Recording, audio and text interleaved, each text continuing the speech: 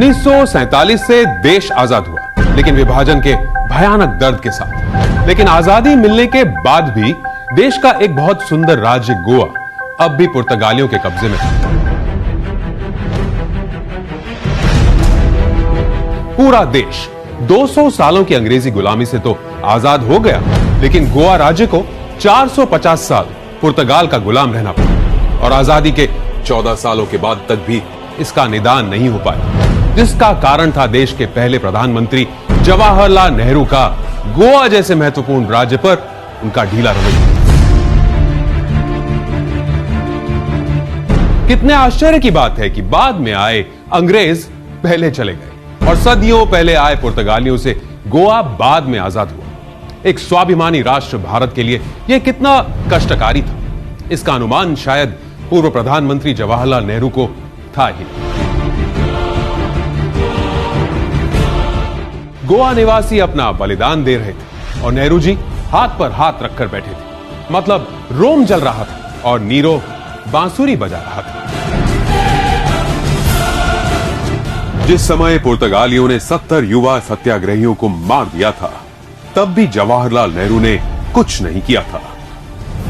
और मैं आपसे कहना चाहता हूं कि गोवा के मामले में कोई फौजी कार्रवाई नहीं करने वाले, हम इसको शांति के तरीकों से हल करने वाले और कोई इस धोखे में न रहे, फौजी कार्रवाई करेंगे। 2500 से अधिक सत्याग्रहियों को गिरफ्तार किया गया।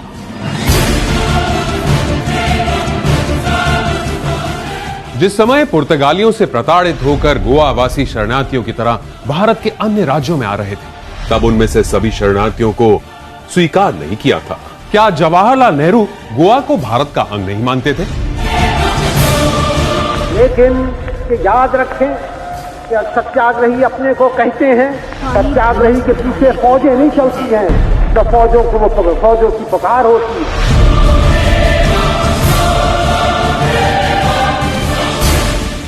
दादरा नगर हवेली को स्थानीय लोगों और राष्ट्रीय स्वयं संघ ने पुर्तगालियों से आजाद करा लिया, लेकिन गोवा में नेहरू ने ऐसा नहीं होने दिया।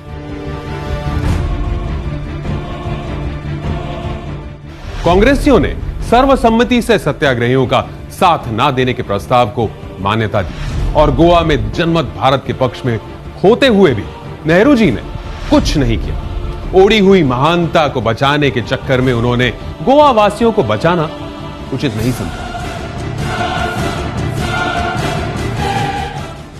जिस समय उन्हें गोवा की पीड़ा और भारत के स्वाभिमान की चिंता करनी थी, उस जवाहरलाल नेहरू को सिर्फ अपनी शांतिप्रिय छवि को और निखारने की चिंता थी।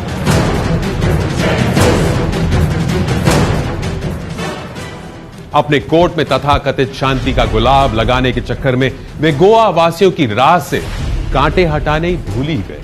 शांति के सफेद कबूतर उड़ाने में उन्होंने देश के सम्मान की धज्जियां उड़ाई। नेहरू जी ने गोवा को अपनी शांतिप्रिय छवि की प्रयोगशाला बना दिया।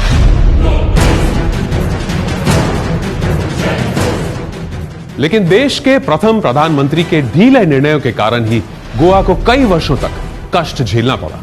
लेकिन जो प्रधानमंत्री चीन से हारने के बाद संसद में यह कह दे कि अक्साई चीन तो बंजर इलाका था, वहां घास का एक तिनका भी नहीं उगता था, तो उनसे कोई क्या ही उम्मीद कर सकता है। ऐसी विचारधारा के लोग जनता का भला कैसे करेंगे, जिनके लिए व्यक्तिगत स्वार्थ और छवि देश की अखंडता से भी ज्यादा महत्वपूर्ण हो। देश के स्वाभिमानी लोग राजनीति में ऐसी दुर्बलता कभी स्वीकार नहीं कर सकते, क्योंकि हमारा मानना है, पहले देश फिर शेष।